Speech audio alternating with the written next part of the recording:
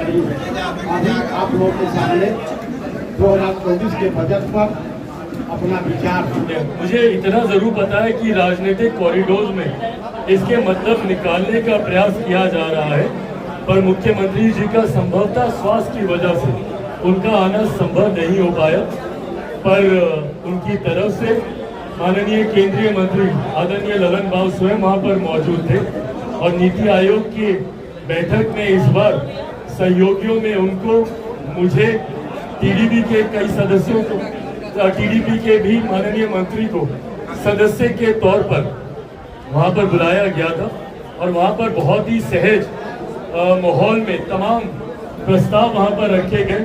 तो जो लोग ये कयास लगा रहे हैं कि मुख्यमंत्री जी के नहीं जाने के पीछे वो लोग अपनी राजनीति को साधने की सोच रख रहे हैं, ऐसा कुछ भी नहीं है। मुख्यमंत्री जी की पार्टी का मजबूत प्रतिनिधित्व कल नीति आयोग की बैठक में था।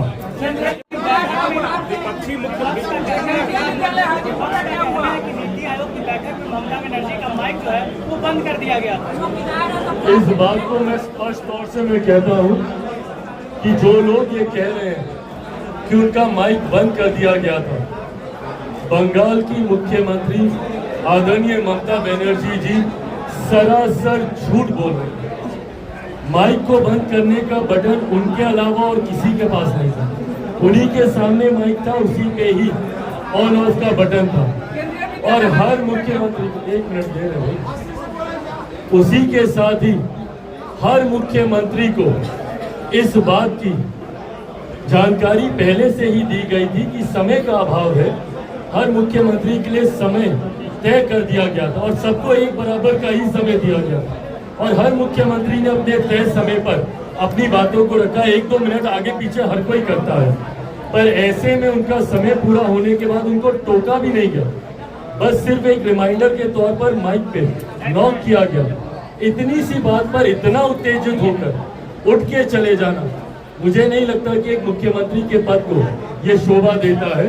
मैं इस बात को भी मानता हूँ कि कहीं ना कहीं ये सोची समझी रणनीति के तहत ही था कि वहाँ पर जाना है, हंगामा खड़ा करना है, ताकि पूरी नीति आयोग की बैठक की दृष्टि ही उनकी तरफ चली जाए और जिस विकसित भारत के लिए हम लोगों ने इस बैठक को बुलाया था वो एजेंडा हम लोग का कहीं ना कहीं कमजोर हो जाए।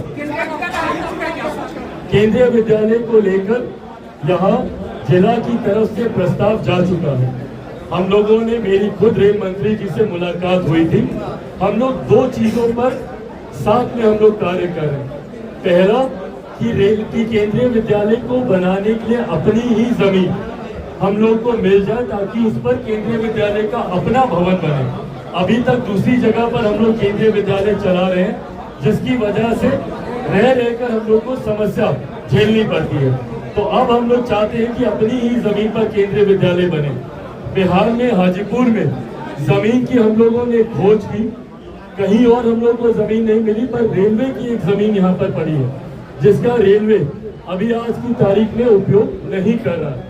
ऐसे में रेल मंत्री से मेरी 1 महीने पूर्व मुलाकात हुई थी और उनको औपचारिक प्रस्ताव जिला से भी जा चुका है, मेरे माध्यम से भी जा चुका है, ताकि वो उस जमीन को केंद्रीय विद्यालय को ट्रांसफर कर दें। ऐसे ही जमुई में भी हमने केंद्रीय विद्यालय खुलवाया था, वो भी रेलवे की जमीन लेकर ही हमने खुलवाया था। ऐसे में मैं मानता हूं कि आने वाले दिनों में जल्द वो जमीन ट्रांसफर हो जाएगी। एक तो ये काम, दूसरा मौजूदा जहाँ पे विद्यालय चल रहा है वहीं पर एक वैकल्पिक व्यवस्था हम लोगों ने तैयार की है, जिसके तहत वहाँ पर एडमिशन शुरू हो जाए, क्योंकि पिछले 2 साल से एडमिशन चल नहीं रहे। वो वैकल्पिक व्यवस्था जिला प्रशासन के द्वारा तैयार कर दी जा चुकी है, पर उसको अभी तक स्वीकृति केंद्रीय विद्यालय, केंद्रीय एजेंसी की तरफ से अभी तक नहीं मिली है, जिसके लिए हम लोग बातचीत कर रहे हैं। अगर वो स्वीकृति अभी मिल जाती है तो संभवतः इसी सत्र से हम लोग उसको शुरू करवाने में सफल रहेंगे।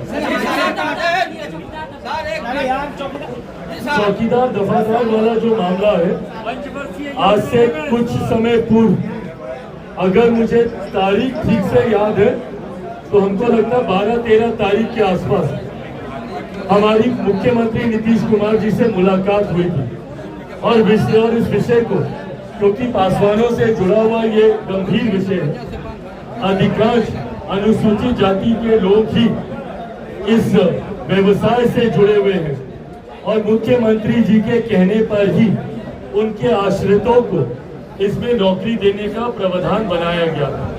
बहरहाल न्यायालय के द्वारा इसमें कुछ फेरबदल किए गए हैं, जिसकी जानकारी मुख्यमंत्री जी को हमारी तरफ से आज से लगभग 15-18 दिन पहले ही दे दी गई थी और उसका वो पत्र भी हमारे तमाम सोशल मीडिया हैंडल पर आज भी मौजूद है उसी तारीख का, और जिसको लेकर बातचीत हो गई है, इसका रास्ता भी निकाला जा रहा है।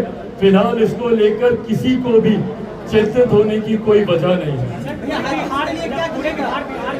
चल रहा था उसमें तेजस्वी यादव नजर नहीं आए। भाई अब ये उनकी अपनी सोच है। पहले मैं एक बात को स्पष्ट कर दूं, आज की ये वार्ता सिर्फ बजट को लेकर है। मैं चाहूंगा उसी पर हम लोग अपने आप को केंद्रित करें। हम लोग अलग से हम लोग राजनीतिक हम लोग बात कर लेंगे, पर ये उनकी सोच है, रहना चाहिए। जब विधानसभा चलती है, एक नेता प्रतिपक्ष होने के नाते बड़ी जिम्मेदारी है उनके ऊपर। ऐसे में सदन से गायब रहना मुझे लगता है जिस संवैधानिक पद पर है उस पद की गरिमा को शोभा नहीं देता।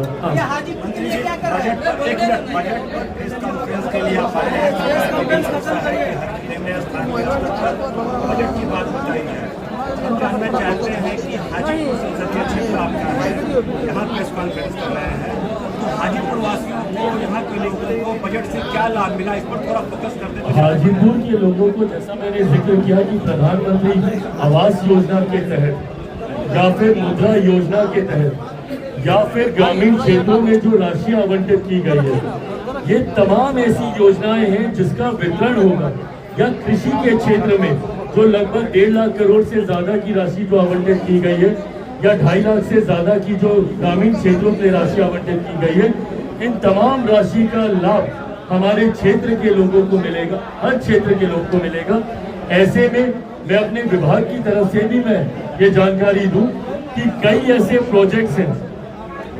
एक केंद्रीय मंत्री होने के नाते मेरी जिम्मेदारी देश भर की है, पर एक सांसद होने के नाते मेरी अपनी लोकसभा की भी जिम्मेदारी है।